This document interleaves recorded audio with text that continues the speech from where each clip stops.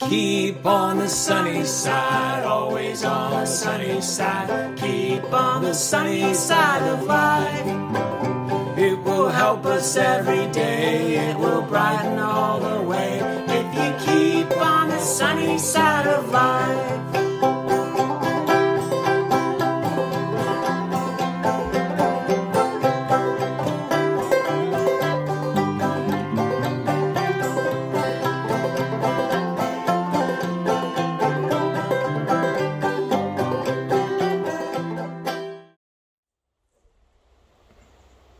Hi, my name is Joe Martin. I'm the pastor at First Baptist Church in Toledo, Washington, and thanks for taking a few minutes to listen to this online message. This is one of my cabin talks, and this will be the weekday message. And I want to talk to you about a very important word as we try to follow Jesus. It's called compassion. It's a central part about being like Him. You know, every good thing has a counterfeit, a perversion, something that's kind of like it, but twisted. Like honesty, for example. Sometimes people will say the most amazing things under the guise of honesty. But honesty is perverted. A perverted form of honesty is brutality, where someone says something incredibly harsh. It's honest, but the way they go about it, the method that they go about it, is really intended to hurt and to bring pain and even to shame that other person. This is not honesty, really. It's like using a spike for a syringe. It's brutal. Or, for example, humility. Sometimes humility, the perversion of humility is really an idea of insecurity, or even sometimes a self-focus. Someone seems like it's humility, but it's really just them being very, very concerned about themselves and focused on themselves. Humility is really this idea of your own sense of neediness before God. And yet, this is important. And then truth. Sometimes truth has a perversion in the idea of cruelty. People will say, well, it's true. Well, there are many things that are true about probably all of us that don't necessarily need to be weaponized. This seems to be a drought more than just of water in the land. There's a drought of compassion. It's easy in our social media cocoons to weave realities about good and evil people in our lives, that people are all evil or all good. And this epidemic of othering has poisoned minds everywhere. You know, when people begin to live, and living with such a binary way of thinking is both unloving and it's very much unlike Jesus. You know, Jesus was called by the absolute thinkers of his day, his absolutist critics, he was called a friend of sinners. You know, he didn't just put up with such people.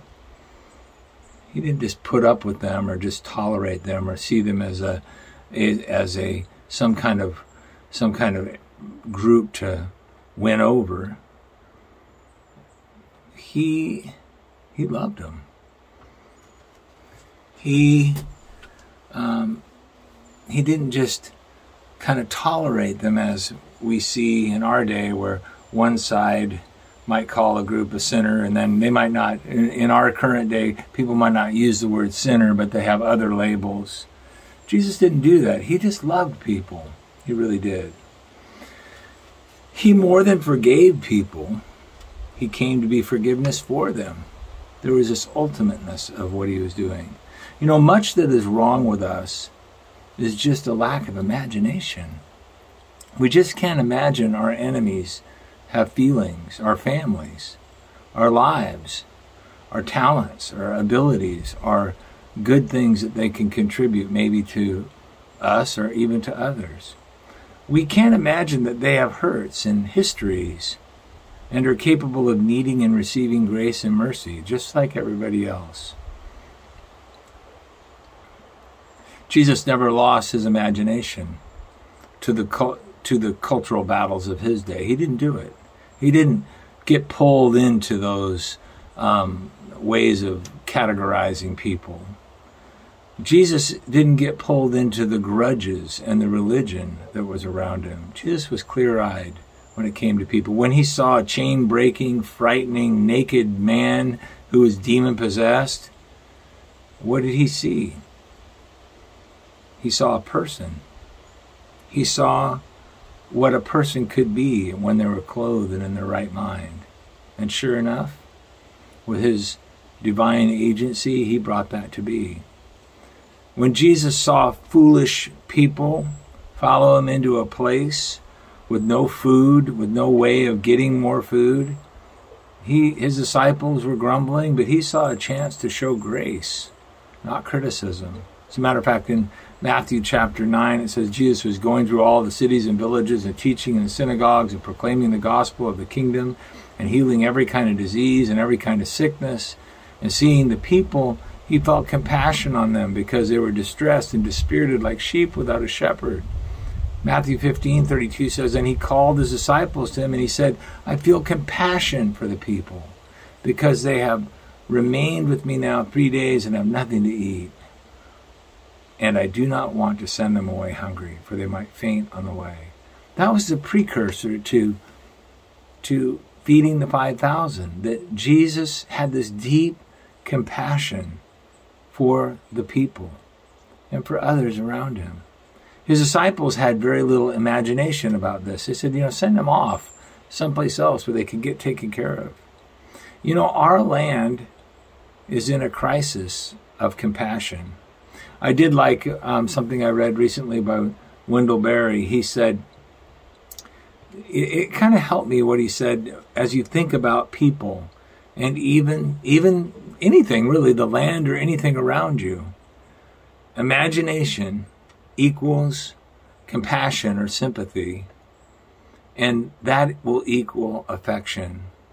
You see, when you rekindle your imagination about someone's humanity, you can then rekindle your compassion for them, your care for them, and affection will follow. It's true. It is always the work of evil in this world to dehumanize people so we can hate them and then justify all manner of violence and slander, malicious behaviors, all the time feeling very self-righteous about it, feeling that we were good or we're on a righteous crusade. Those who killed Jesus felt the same. They too had killed their imagination. This week I will explore with you how as a church we must be custodians of compassion, how we must cultivate compassion. All the good things, all the best things that have been done in the name of Christ have come when we remembered and modeled his compassion. And that's really what we end up being most known for. So let's rekindle the imagination that affection and love will be our legacy. Remember, Jesus said, a new commandment I give to you, that you love one another as I have loved you, that you also love one another. Even as I have loved you, also love one another. That's what he's saying. This is what we're to do. And then he says something just stunning. By this, all men will know you are my disciples, if you love one for another. He's saying this love that comes from this heart of compassion, it's what's going to set you apart. I can't wait to tell you more on this weekend. I'll either see you in person on Sunday or you can watch the weekend message online. God bless you.